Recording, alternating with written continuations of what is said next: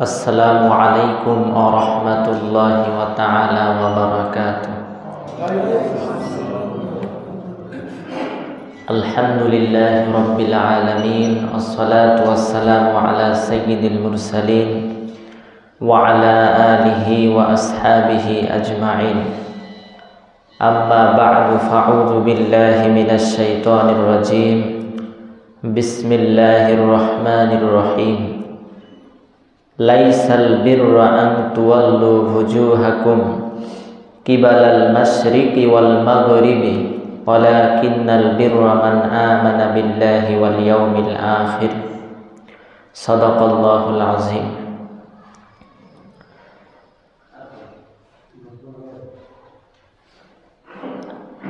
আজকে কথা বলবো দান করার গুরুত্ব এবং ফজিলত সম্পর্কে।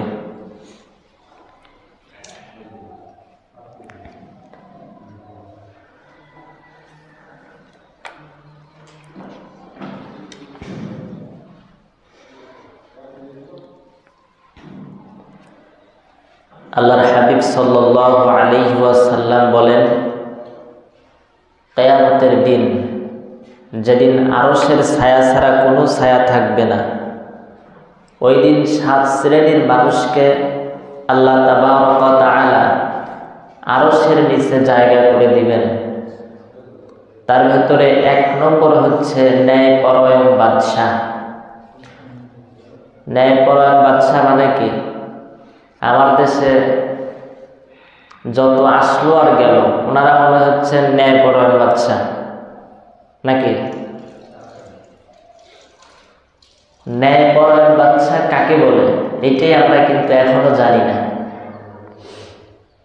বাংলাদেশে যত বাদশা আছে, একেবারে এমপি, মন্ত্রী, প্রধানমন্ত্রী, এক কথা একেবারে নিচু থেকে শুরু করে RAB, army, BDR, answer, police, member, chairman, MP, মন্ত্রী, একেবারে প্রধানমন্ত্রী পর্যন্ত যত মানুষ দায়িত্ব পালন করে, কেউ বলতে পারবে না যে আমি ন্যায়পরায়ণ, আমি সৎ এবং আমি যা কিছু করি এর ভেতরে কোনো ভেজাল নাই, আমি যা কিছু করেছি কোনো দুর্নীতি নাই, এমন বুকের পাটা কারোরই নাই। আপনি বোম বেঁধে ছেড়ে দিলেন, তাও এ কথা বলার মতো মন থেকে সাহস নাই। অথচ আল্লাহর নবী, বিশ্ব নবী কেমন শাসক ছিলেন? সাহাবাদেরকে ডেকে বলতেন, ও সাহাবীরা ভালো করে শোনো, আমি রাতের আধারে যেগুলো করি আর দিনের আলোতে যেগুলো করি, রাতে আর দিনে যা কিছু করি সব কিছু মানুষের মাঝে খুলে খুলে বর্ণনা করে দাও। বুঝেন কত বড় কথা? রাতের আধারে উনি কি করেন, দিনের আলোতে কি করেন, সব মানুষের কাছে বর্ণনা করার জন্য বলেছেন। আমি আর আপনি অথবা আমরা যাদের অনুসরণ করি সেই নেতা সাহেব, উনি কি বলতে পারবে আমি রাতে যা কিছু করি সব বলে দাও? এই ক্ষমতা কোনো নেতার নাই, আমারও নাই, আপনারও নাই। কারণ দিনের আলোতে যা করি সেগুলোই তো ঝামেলা, আর রাতের আধারে ওইটার তো কথাই বলা যাবে না। অথচ বিশ্বনবী বলতেন, রাতে আমি যা করি, দিনে আমি যা করি সব খুলে খুলে বর্ণনা করে দাও। কিরকম প্রেসিডেন্ট ছিলেন? হযরত ওমর রাদিয়াল্লাহু তাআলা আনহু অর্ধেকটা পৃথিবী শাসন করেছেন। গোটা পৃথিবীর পায় অর্ধেকটা যখন মুসলমানদের পদানত ছিল, সেই সময়ে হযরত ওমর কেমন শাসক ছিলেন? উনি বলতেন, আমার এই রাষ্ট্রের ভেতরে যদি একটা বিড়ালও না খেয়ে মারা যায়, কিয়ামতের দিন আল্লাহর দরবারে আমাকে আসামির কাঠগড়ায় দাঁড় করানো হবে। এমন শাসক ছিলেন, নিজে না খেয়ে দুয়ারে দুয়ারে খাবার পৌঁছিয়ে দিয়েছেন। শুধু কি তাই, সারাদিন পরিশ্রম করার পর রাতের গভীরে মানুষের দরজায় দরজায় গিয়ে গিয়ে খোঁজ নিয়েছেন কে খেয়ে আছে আর কে না খেয়ে আছে। হযরত আবু বকর, উমর, উসমান, আলী, এই যে শাসক ছিলেন, এনারা হচ্ছে ন্যায়পরায়ণ বাদশা। তাহলে এই হাদিসের প্রথম অংশ হচ্ছে ন্যায়পরায়ণ বাদশা, ওনারা আরশের ছায়ার নিচে জায়গা পাবেন। এরপরে 2 নম্বর, ওই যুবক, যেই যুবক তার যৌবন বয়সটা আল্লাহর ইবাদত বন্দিগিতে কাটিয়ে দিয়েছে। এই যে যৌবন বয়সের ইবাদত আল্লাহর কাছে খুবই প্রিয়। এই যে মুরব্বী বুড়ো হয়ে গেছে, দাদা, ওনার তো কাজ কাম নাই, মসজিদে আসবে জিকির করবে, বাড়িতে গেলেও তো ওই একই কাজ, কোনো কাজ নাই, এগুলোই তো করবে। কিন্তু যেই যুবক মানুষ রক্ত টকবক করতেছে, ওর তো মনে চায় একটু গান শুনতে, একটু বাজারে গিয়ে আড্ডা দিতে, যেখানে বেশি মানুষ থাকে সেখানে গিয়ে উল্টাপাল্টা কাজ করতে, যেখানে গানের আসর হয় সেখানে গিয়ে একটু ডান্স দিতে। তার মানে যুবক মানুষের অনেক কিছু মনে চায়। এই যে সব কিছু পরিত্যাগ করে আল্লাহকে খুশি করার জন্য যে ইবাদত বন্দিগি করে যেই যুবক, আল্লাহ পাক ওই যুবককে কিয়ামতের দিন আরশের নিচে জায়গা করে দিবেন। এরপর 3 নম্বর, এমন ব্যক্তি যে কাউকে আল্লাহর জন্য ভালোবাসে আর কাউকে আল্লাহর জন্যই ঘৃণা করে। তাহলে আল্লাহর জন্য ভালোবাসবেন কাকে? যেই ব্যক্তি মুমিন, মুত্তাকি, মুসলমান, অবশ্যই তাকে আল্লাহর জন্য ভালোবাসতে হবে। আর যে কোরআন সুন্নাহর আলো চায় না, ইসলামী শাসন ব্যবস্থা চায় না, কোরআনের পথে আসে না, ওই মানুষগুলো থেকে বিরত থাকতে হবে। যদি এই দুটো কাজ কেউ করতে পারে তাহলে আল্লাহ পাক তাকে আরশের নিচে জায়গা করে দিবেন। কিন্তু আমরা তো উল্টা, যেই লোকটা কোরআনের যত বিরোধিতা করে, ইসলামের যত বিরোধিতা করে, আলেমদের যত ধরতে পারে আর মারতে পারে, ওদের সাথেই তো আমরা আতাত বেশি করি। কেন করি? কিছু চাল পাওয়া যায়, ডাল পাওয়া যায়, গম পাওয়া যায়, দুনিয়াবি স্বার্থ পাওয়া যায়। এইটা না, আল্লাহর জন্য কাউকে ভালোবাসতে হবে, আল্লাহর জন্য কাউকে বর্জন করতে হবে, তাহলে আল্লাহ আরশের নিচে জায়গা করে দিবেন। এরপরে 4 নম্বর,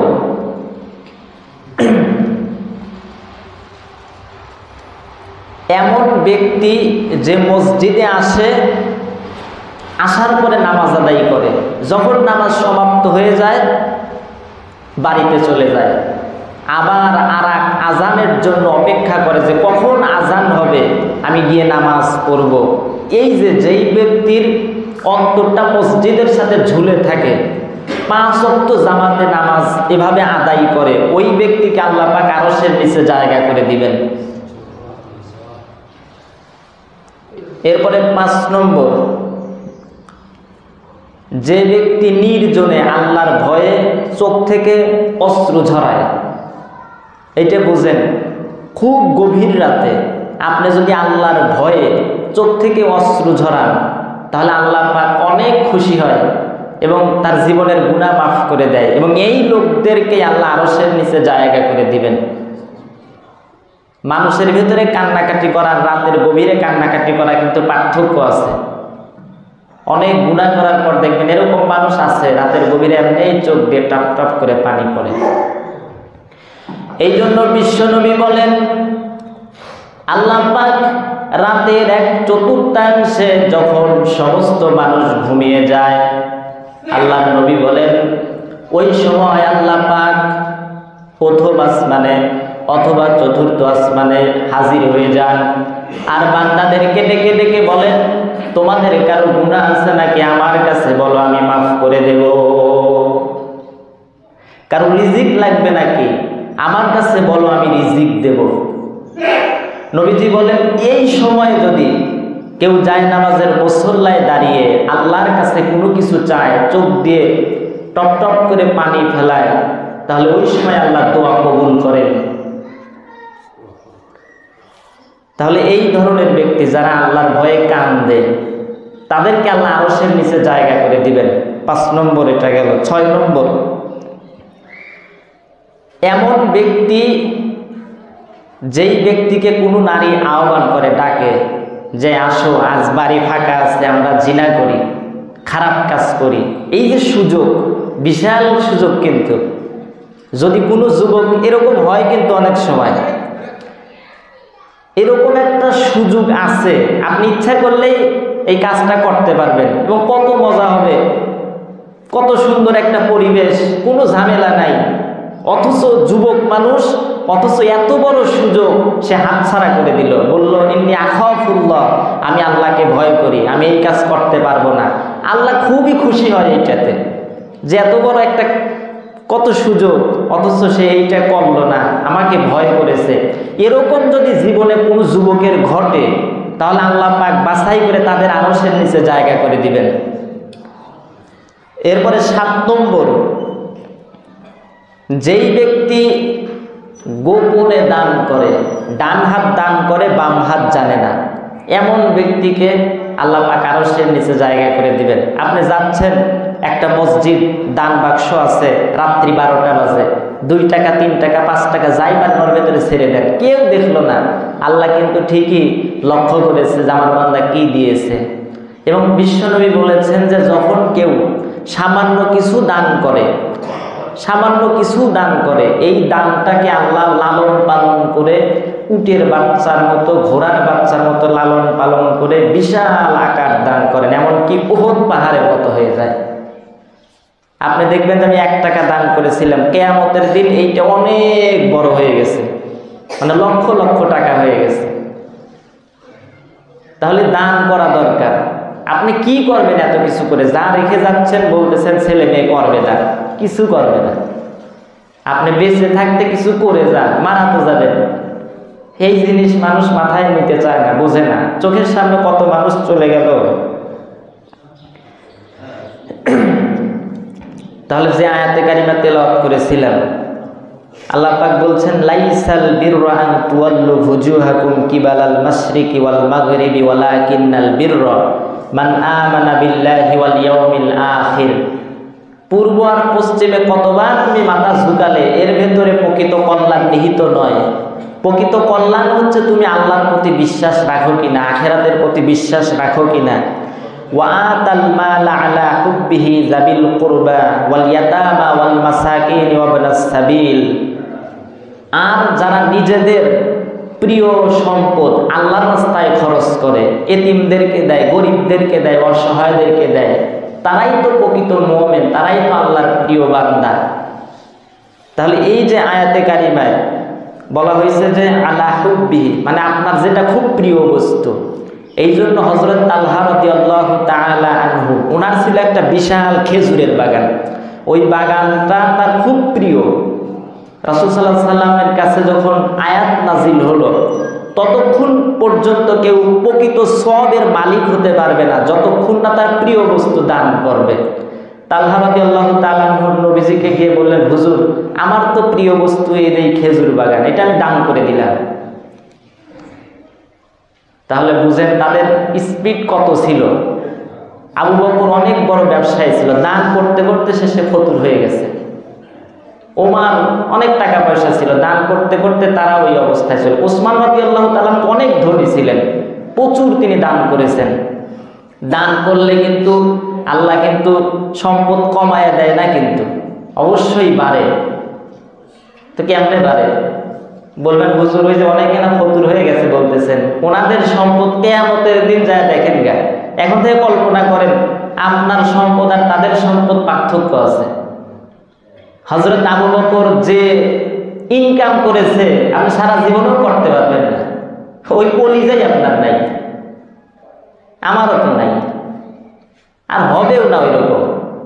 সাহাবীদের মতো অত শক্তিশালী ঈমান সম্ভব এত সহজ না। আর ইহকালেও অনেক সময় কমে না, প্রচুর অনেকে দান করে কিন্তু সম্পদ কমে না, এরকম নজিরও অনেক আছে। তাহলে বেশি বেশি দান করা দরকার। আল্লাহ পাক বলছেন মাসালুল্লাযীনা ইউনফিকুনা আমওয়ালাহুম ফি সাবিলিল্লাহি কামাসালি হাববাতিন আমবাতাত সাবআ সানাবিলা ফি কুল্লি সুমবুলাতিন মিআতু হাব্বা আল্লাহু ইউদাইফু লিমান ইয়াশা আল্লাহু ওয়াসিউন আলিম। আল্লাহ পাক বলছেন দান করার উদাহরণ হচ্ছে একটা বীজের মতো, যেই বীজটা জমিনের ভেতরে বপন করা হলো আর তার ভেতর থেকে একটা গাছ বের হলো, ওই গাছে 7টা শীষ বের হলো, মানে ডাল বের হলো, প্রত্যেকটা ডালে 100 করে দানা হলো। কেউ যদি 1 টাকাও দান করে, আল্লাহ বলতেছেন 1 টাকা না 700 টাকা দান করা হয়ে গেল। আবার এই আয়াতের শেষে বলছেন যে আল্লাহ ইচ্ছা করলে আরো বাড়িয়ে দিতে পারেন। তার মানে আপনি অল্প দান করলেন, এটা অনেক অনেক বেড়ে যাবে। আসলে এই জিনিসটা আমরা মাথার ভেতরে নেই না, যে আমি দান যে করলাম এটা নষ্ট হচ্ছে না, আমানত থেকে যাচ্ছে এবং কিয়ামতের দিন এটা পেয়ে যাব। আর আপনি এই হাবি জাবি যা করতেছেন এগুলো কিন্তু কিছুই হবে না। তাহলে এই মানে লাভ বুঝি না।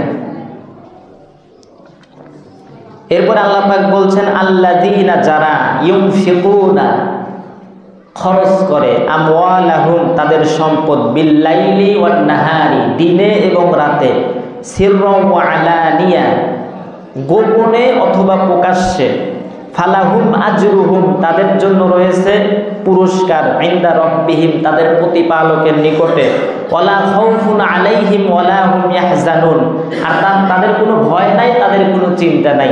তাহলে আপনি যদি দান করেন আপনার পুরস্কার সর্বনিম্ন হলেও 3টা। 1 নম্বর, আল্লাহ পাক কিয়ামতের দিন আপনাকে জান্নাত দান করবেন এই দানের বদলতে। অন্যান্য ইবাদত তো করতেই হবে, কিন্তু দানটাকে অনেক হাইলাইট করা হবে এবং এটা অনেক বাড়তিও থাকবে। যা দান করছেন বেশি হবে যেহেতু। এইটার প্রথম পুরস্কার আল্লাহ বলছেন জান্নাত দান করে দিবেন। দ্বিতীয় পুরস্কার আপনার কোনো ভয়ও থাকবে না, সেইখানে আপনার কোনো চিন্তাও থাকবে না। আসলে কি জান্নাতে কোনো ভয় আছে, চিন্তা আছে? জান্নাত এমন জায়গা যেখানে কোনো পেরেশানি নাই। দুনিয়াতে আপনার কত পেরেশানি চিন্তা করা যায়, ওই জান্নাতের জন্য আমাদের কোনো নাই, আগ্রহ নাই। আগ্রহ যদি থাকতো তাহলে ভালো ভালো কাজ করতাম, বেশি বেশি দান সদকা করতাম। সাধারণভাবে দেখেন, যদি কেউ কোনো মামলায় পড়ে, মনে করেন আপনার ফাঁসির একটা নোটিশ চলে আসছে যে অমুকে এইটাই পড়ছে, ফাঁসি হয়ে যাবে, কি মনে হয়? ঘুমাবে? মানে দুনিয়াতে আপনার সামান্য ফাঁসি হওয়া লাগবে না।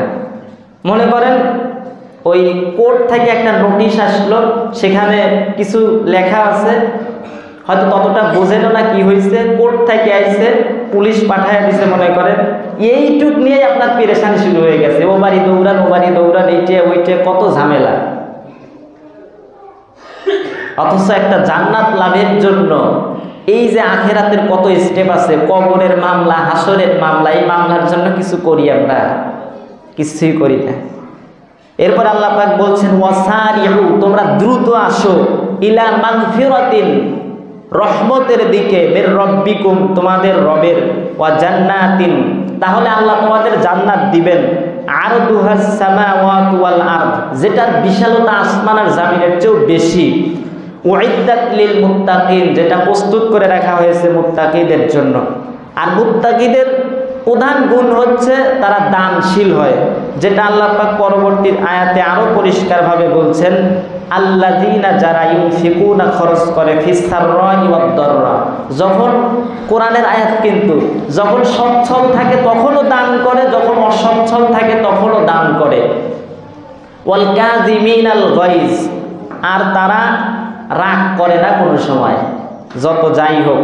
ওয়াল আফিনা আনিন নাস আর মানুষকে শুধু ক্ষমা করে দেয়, যে যাই বলুক না কেন ক্ষমা করে দেয়।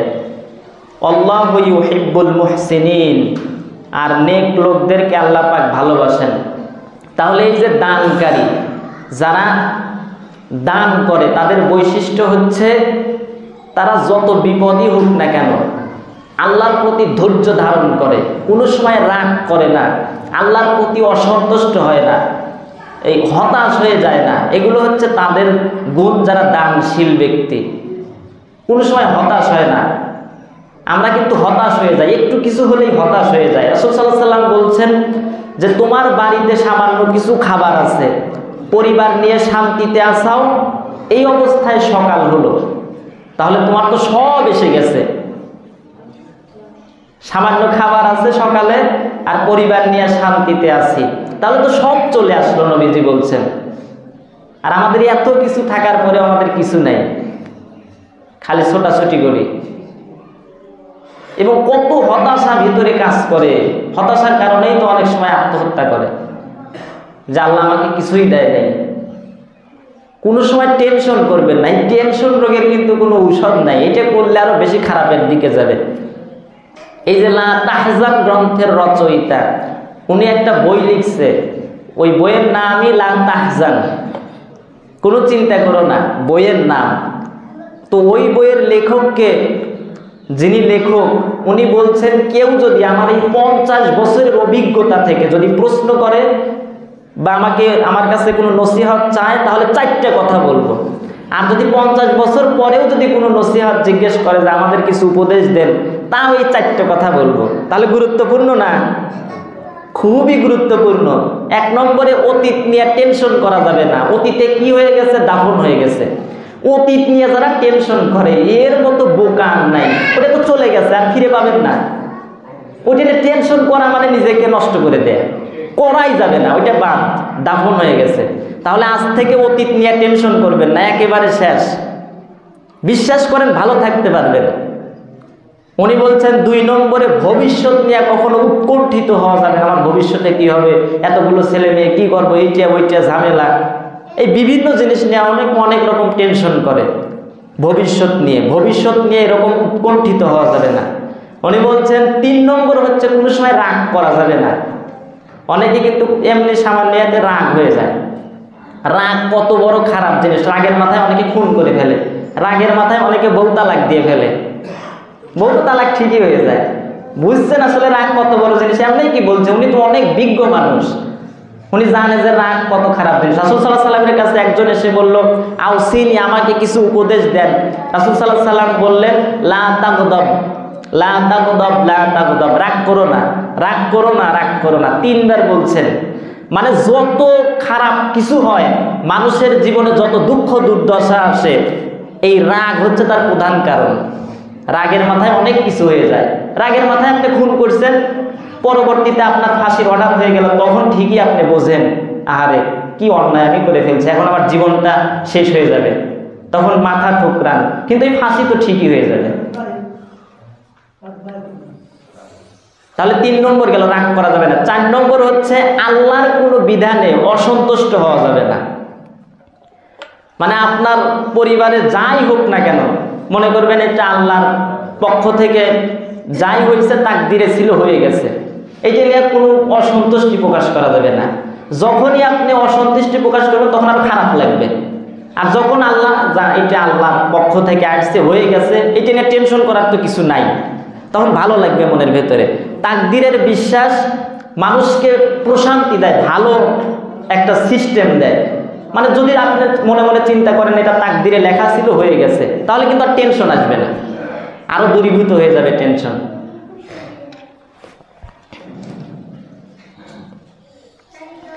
এরপরে আল্লাহ পাক বলছেন, আল্লাযীনা ইউকিমুনাস সালাতা ওয়া মিম্মা রাযাকনাহুম ইউনফিকুন, যারা নিজেদের প্রিয় সম্পদ আল্লাহর রাস্তায় খরচ করে, উলাইকা হুমুল মুমিনুনা হাক্কান লাহুম দারাজাতুন ইনদা রাব্বিহিম ওয়া মাগফিরাতুন ওয়া রিজকুন কারীম, তাদের জন্য তাদের রবের কাছে রয়েছে মহা পুরস্কার। আর মহা পুরস্কার তো অবশ্যই জান্নাত। তাহলে এই ছিল আয়াতে কারিমাগুলোর শাব্দিক অনুবাদ। দানের কত বেশি ফজিলত, এইটা তো অনেক আছে। আপনি যেখানেই দান করেন অবশ্যই সেটার ফায়দা আপনি পাবেন।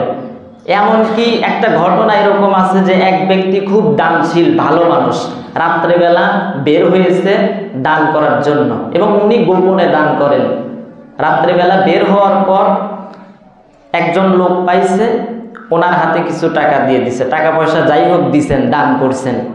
পরবর্তীতে দেখা গেল যে যেই লোকটাকে দান করা হয়েছে সে একটা চোর, মানে গ্রামে তো বলা বলি হয় বা যা এমনিই হয়।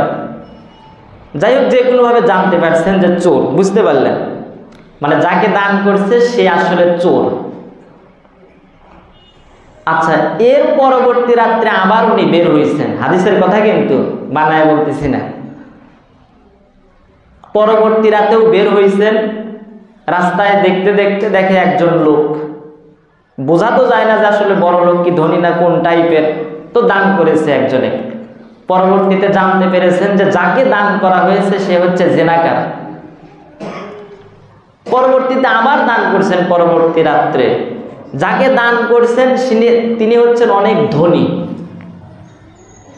এখন বাড়িতে আসার পর যখন জানতে পারলো যে প্রথম রাতে দান করলাম সে চোর, আবার পরে দান করলাম সে জেনাকার, আবার দান করলাম সে অনেক ধনী মানুষ, কোনোটাই তো মনে হয় কাজে আসলো না, এরকমটি ভাবতেছেন।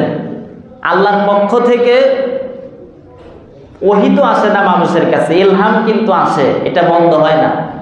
আল্লাহর পক্ষ থেকে একটা ইলহাম এসেছে যে তুমি প্রথমে যাকে দান করেছো, যেই লোকটাকে চোর, তোমার দানের বদৌলতে হয়তোবা সে আর জীবনেও চুরি করবে না। যে মানুষ এভাবে দান করে, আমি চুরি করি মানুষের বাড়ি থেকে, আর কীরকম বিভিন্ন চিন্তা তার ভেতরে আসবে, কাজ করবে না, এই কাজ করবো না, মানুষের এভাবে অন্যায় করা, সে চুরি বন্ধ করে দিবে। এরপরে তুমি যাকে দান করেছো জেনাকার, এই তোমার দানের বদলতে সে উদ্বুদ্ধ হয়ে যেভাবে দান করে, রাতে এইভাবে গোপনে দান করলো, তোমার এই এত সুন্দর আচরণ দেখে সে আর জীবনেও জেনা করবে না, আমি যে বৈধ পন্থায় জেনা করে আর উপার্জন করব না। এরা দান করে আর আমি জেনা করে উপার্জন করি, কেমন? বৈধ পন্থায় উপার্জন করে হয়তো বা সে তার জীবিকা নির্বাহ করবে। তাহলে ধনী কি হবে? এই যে ধনী ব্যক্তিকে তুমি দান করছো, এই ধনী লোক চিন্তা করবে আমি জীবনে দান করি না, এই লোক এত গরিব মানুষ হয়ে দান করে, এইভাবে জীবনের অর্জিত সম্পদ এভাবে মানুষের কল্যাণে খরচ করার মানসিকতা, আমি এত বড় লোক হয়ে করবো কি, সব তো ফালা রেখে যাবো, কিছুই তো নিয়ে যেতে পারবো না, এই যে উদ্বুদ্ধ হয়ে সেও দান করা শুরু করে দিবে। ফলে তার সম্পদও কমবে একটু, মানে দান করলে মানুষও উপকার পাবে। দান করা কি আসলে খারাপ জিনিস বলেন? আপনার এই দানের বদলতে কত মানুষের মুখে যে হাসি ফোটে, এটা তো বুঝেন না। আমরা দান করি কোথায়? মাজারে গিয়ে। আল্লাহর কসম করে বলি, কোনো মাজারে যারা দান করেছেন, সম্পদ নষ্ট করেছেন, এই দানে কোনো উপকার হবে না। মাজারে আগরবাতি দেয়, ইটে দেয়, উঠে দেয়, দুই কথাই ভালো করে বুঝবেন। মনে করেন রাস্তার পাশে হাত নাই, পা নাই, ঠ্যাং নাই, কিছু নাই, বেচারা কাজও করতে পারে না, কিচ্ছু করতে পারে না, অসহায় জীবন। পৃথিবী তো অন্ধকার, কত অসহায় জীবন। গাড়ি নিয়ে যাচ্ছে, এগুলো দেখি মাজারের সামনেই ওই হাত পা ভাঙা ওরা থাকে বেশি। এই জন্যই বলতেছি, চতুর্দিক দিয়ে অনেক এরকম গোর পারে, থালায় বুকের উপর নিয়ে আল্লাহ আল্লাহ করে আর গোর দেয়, এরকম দেখি। তো ওই জায়গায় কয় টাকা দেয় জানেন? আমি নিজে চোখ দিয়ে দেখি, তারপরে বলতেছি। 2 টাকা 5 টাকা এরকমই, 2 টাকা নোট থাকলে ওইটা দেয়, আবার সেরা আটা খুঁজে। অত বড় লোক মানুষ 5 টাকা মাত্র দিল, কিন্তু মাজারে যখন যায়, বিশ্বাস করেন, ওই যে আমার নিজের চোখে দেখার জন্য বলতেছি সত্য কথা, এই বড় করে মাজারে যেখানে মাটি দিছে, ওনার চতুর্দিক দিয়ে কাঁচের সিস্টেম আছে, আর জানালার ফাঁক দিয়ে বড় বড় করা আছে, ওখান থেকে টাকা দিলে চলে যায়। ওখানে গিয়ে কষা, কেউ 1000 দিচ্ছে, 500 দিচ্ছে, 150 চুমা খায় দেখি। আবার এরকম করে কবরের সামনে গিয়েছি, আহারে কিভাবে শিরক করতেছে। আর এই মরা মানুষ টাকা দিয়ে করবে কি? যিনি মারা গেছেন উনি কিন্তু ভালো, শাহজালাল রাহিমাহুল্লাহ, উনি তো ভালো, বাইজিদ বুস্তামি ভালো, কিন্তু এই ভালো মানুষগুলো কোনোদিন এই ব্যবসা করে নাই। ওনার জীবনী খোলেন, কোনোদিন এই ব্যবসা তো করেই না, এটা বলেও যায় নাই, বলেও নাই। উনি আসছিলেন কি জন্য, আর আমরা করি কি? এখন ওনার নাম দিয়ে এই যে মাজার খুলে নিয়ে ওইসব টাকা পয়সা করে ভাগাভাগি করে, আরে কিচ্ছু হবে না এগুলো দিয়ে। কিন্তু একজন গরিব মানুষ যে খেতে পায় না, এই মানুষগুলোকে আপনি নিজেও তো বোঝেন যে কোথায় এই মানুষগুলো থাকে, আপনি নিজের চোখ দিয়ে দেখতেও পারেন। ওই জায়গায় না দিয়ে ওই জায়গায় দেন, দেখেন যে মুখে কত হাসি ফোটে, মুখগুলা তাকায় দেখবেন যে হাসতেছে। ছেলে মেয়েগুলো টাকা পায় পাগল হয়ে গেছে, ওদের তো জামা কাপড়ও থাকে না। এই শীতের ভিতর দেখি অনেকে লুঙ্গি বেঁধে দিয়ে দেয়, আমরা তো কত পোশাক পরি, কত দামি দামি পোশাক, চিন্তা করেন। আপনারও কত দেখা যায় যে পুরাতন পোশাক আছে, এই শীতের ভিতরে তাদেরকে দেন। যাই হোক, বেশি বেশি দান করার চেষ্টা করবেন। আর এই দানের ব্যাপারে পরবর্তীতে আরো আলোচনা করবো ইনশাআল্লাহ, যেহেতু এটা গুরুত্বপূর্ণ বিষয়।